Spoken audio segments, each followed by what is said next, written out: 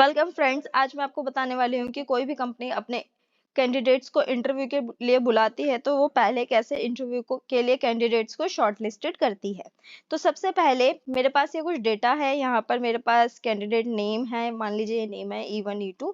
ये उनकी एज हो गई, उनकी क्वालिफिकेशन है और ये साथ में उनका एक्सपीरियंस है। यहाँ पे कंपनीज हैं अलग अलग, जैसे इन्फोटेक कंपनी हो गई, L&T कंपनी हो गई, लॉजिस्टिक्स कंपनी हो गई। मैं 3 कंपनी का अलग अलग एग्जाम्पल देकर आपको समझाऊंगी कैसे ये इंटरव्यू के लिए कैंडिडेट्स को शॉर्टलिस्टेड करेंगे। तो सबसे पहले यहाँ पे हम बात कर लेते हैं, एक कंपनी है हमारी इन्फोटेक कंपनी। अब ये जो इन्फोटेक कंपनी है ये इंटरव्यू के लिए कैसे कैंडिडेट्स को शॉर्टलिस्टेड करती है। सबसे पहले इसका एक कंडीशन है कि ये उन एम्प्लॉय को बुलाएगा जो ग्रेटर देन और इज इक्वल टू होंगे 21 ईयर्स के, मतलब 21 और 21 साल से ज्यादा के होंगे तो वही इंटरव्यू के लिए आ सकते हैं।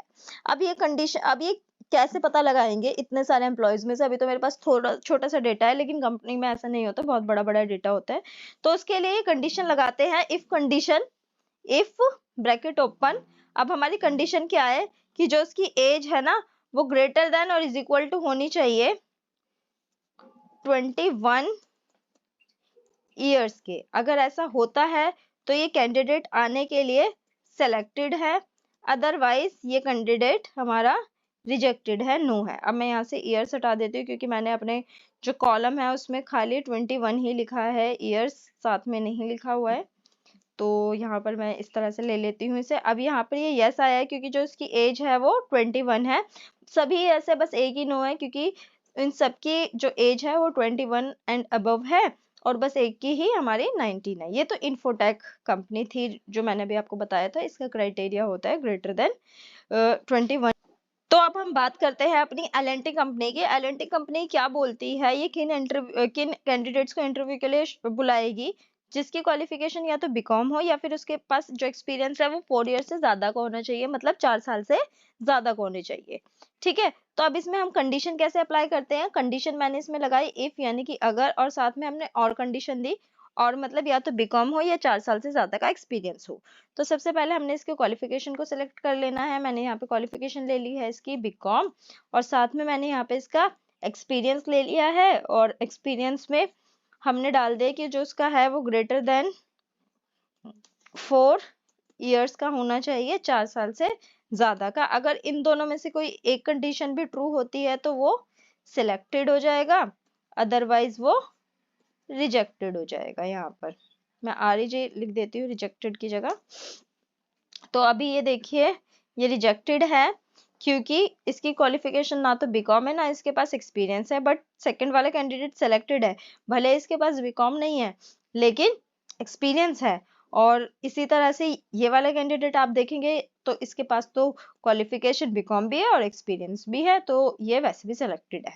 तो आपको ये, आई होप ये कंडीशन समझ में आई होगी कि इस कंडीशन में ये क्या कहना चाह रहे हैं कि उसकी क्वालिफिकेशन या तो बीकॉम हो या 4 साल से ज्यादा का एक्सपीरियंस हो, इन दोनों में से कोई एक चीज होनी मस्ट है।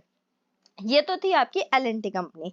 नेक्स्ट है आपकी लॉजिस्टिक्स कंपनी। अब लॉजिस्टिक्स कंपनी क्या बोलती है कि ये उन कैंडिडेट्स को इंटरव्यू के लिए बुलाएगी जिसकी क्वालिफिकेशन या तो बीकॉम होगी या उसकी जो एक्सपीरियंस है वो ग्रेटर देन, मतलब, और यहाँ पे सॉरी आपका या नहीं आएगा, और मतलब बीकॉम भी होना चाहिए और उसका जो एक्सपीरियंस है वो 4 साल से ज्यादा का भी होना चाहिए, तभी इंटरव्यू के लिए कैंडिडेट शॉर्टलिस्टेड है, मतलब वो आ सकता है, अदरवाइज वो नहीं आ सकता।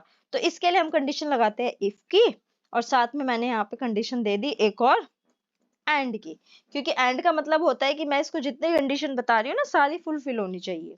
तो पहली कंडीशन क्या है हमारी कि जो उसकी क्वालिफिकेशन है वो कौन सी होनी चाहिए, बीकॉम होनी चाहिए। और दूसरा क्या है कि जो उसका एक्सपीरियंस है ना वो ग्रेटर देन और मतलब 4 साल से ज्यादा का होना चाहिए। अगर ऐसा होता है तो वो बिल्कुल आ सकता है, अदरवाइज वो नहीं आ सकता।